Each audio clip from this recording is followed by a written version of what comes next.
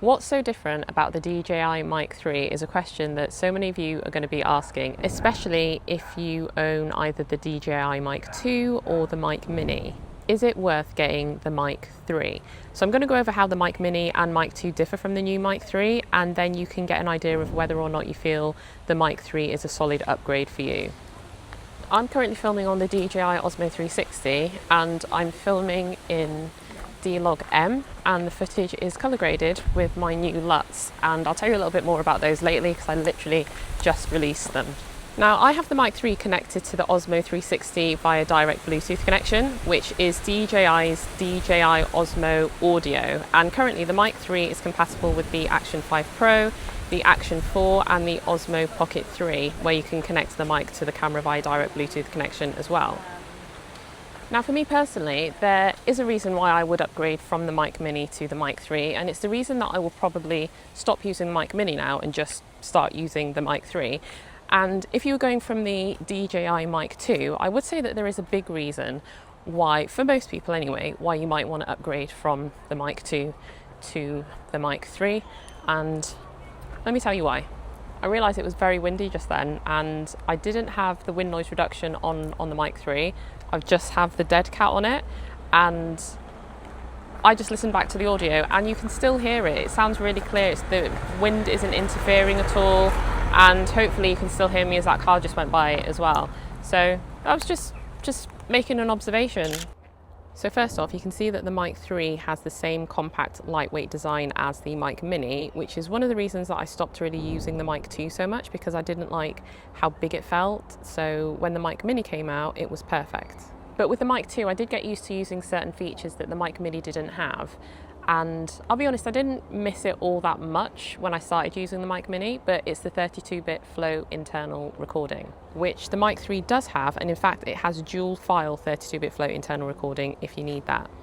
The biggest reason I really liked the internal 32-bit float recording of the DJI Mic 2 was because that mic went everywhere with me, because I'd have my Action 4 with me, or my Action 5, or my Pocket 3, and that was the mic that I used with those cameras.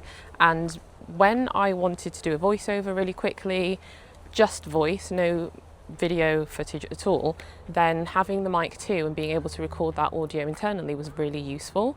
So because I held on to the Mic 2, I just took it alongside with me when I took the Mic Mini out as well. So it wasn't a big deal, but now having the Mic 3, it means that I just have to carry one mic around and I can just use that. If you're not really bothered about 32-bit flow internal recording, but you still want to have that peace of mind if you were filming in loud environments and you just didn't want your audio to get clipped, to a certain extent anyway, then the Mic 3 actually has a new feature called adaptive gain control.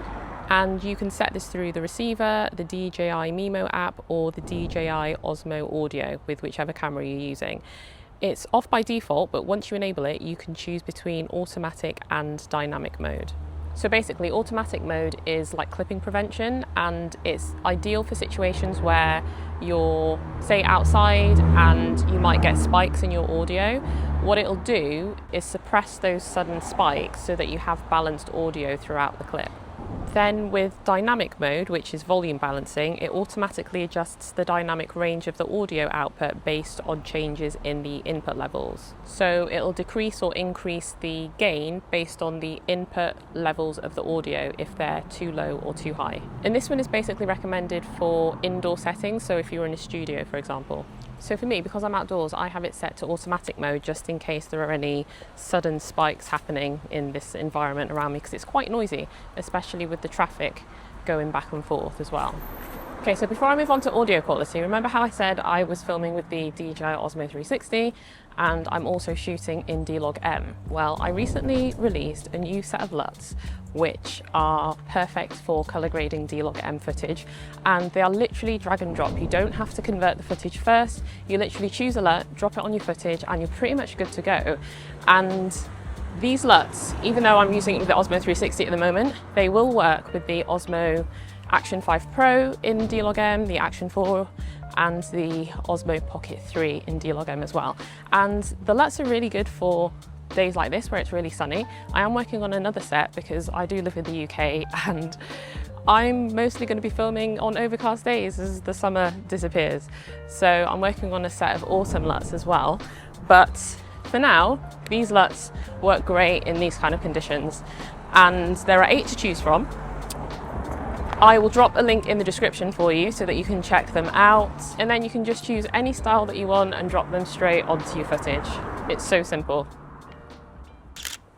So when it comes to the audio, there's no question that the DJI Mic Mini sounded a lot better than the DJI Mic 2, in my opinion. And maybe not a lot better, but it did sound better, especially if you wanted to use the wind noise reduction. The Mic 2 just did not sound good at all, but the Mic Mini sounded great. I was actually really surprised. And it's no different with the Mic 3 as well. When you use wind noise reduction, the audio still sounds great. And there are 2 levels to it, so you've got low and high. Right now I have wind noise reduction off, so let me switch over to the low setting so that you can hear what that sounds like. Okay, so this is what the audio sounds like with the wind noise reduction on low. And as I said earlier, it is quite windy today, but there are gusts of wind that keep coming by. At the moment, not so much. Yeah, now there is.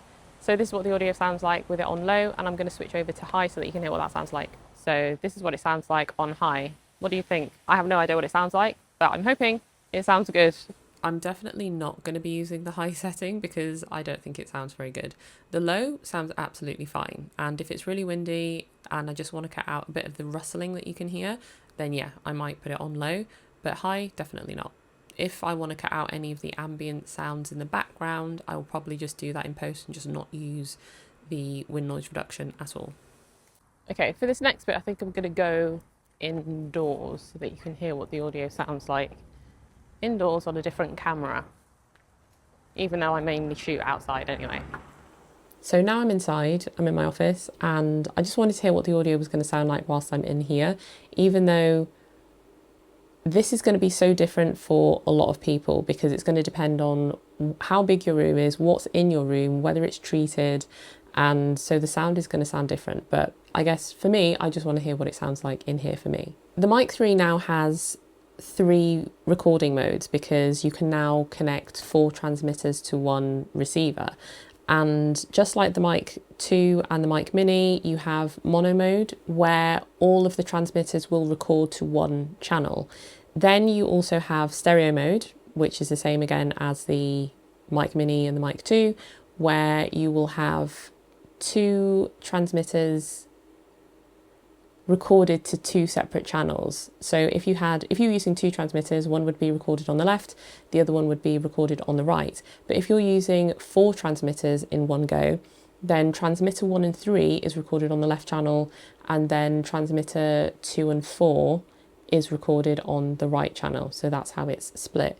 And then you have this new one, which is called quadraphonic, where again, if you're using all 4 transmitters, or even if you're using 3, they will all be separated out onto their own individual channels. So this is great if you're doing something like a podcast and you have multiple people and you want to manipulate their audio independently of the other speakers. So that's a really good feature to have actually. So a couple of other things. The Mic 3 now has time code. So if that's something that you need, happy days, it's in there. And in terms of operating time, you should be getting up to 28 hours of runtime and you can also get 5-minute fast charge as well, apparently. I haven't actually tried this because I just put the transmitters in the case and I just leave them to charge up, or I just plug it in and just leave it. So allegedly. And it's just like the other 2 mics where you have the case and you can just put the transmitter and the receiver in the case and just charge them up on the go. There's also another feature which is called tone presets, and this, I guess, just changes the way your voice sounds a little bit. You've got bright, standard, and rich, I think it is. And mine is just set to I think it's regular or standard. Mine's just set to regular or standard. But let me just hear what the other 2 sound like. It's odd because I can't actually find this on the receiver. But when I was using the Osmo 360, I did see that setting when I was going through the menu on the Osmo 360. So I don't know, maybe it only works with Osmo Audio. I don't know. I can see it in the menu anyway. Maybe I'm being blind, but it's there definitely for the DJI cameras. So obviously I was using the Osmo 360 earlier in the video, and you could hear what the audio sounded like with that camera via direct Bluetooth connection, and it sounded really good, as I expected. So if you want to hear what it sounds like with the Action 5, the Action 4 and the Pocket 3, let me know and I can put a quick video together so that you can just hear what the audio sounds like. And if you do want to pick up the Mic 3 and you use the link in the description, I will thank you in advance, because if you use that link, it supports me and it supports my channel. And lastly, if you did like the look of the Osmo 360 footage that I shot in D-Log M and colour graded with my LUTs, there's also the link to the LUTs in the description. Otherwise, thanks for watching and I'll catch you on the next video.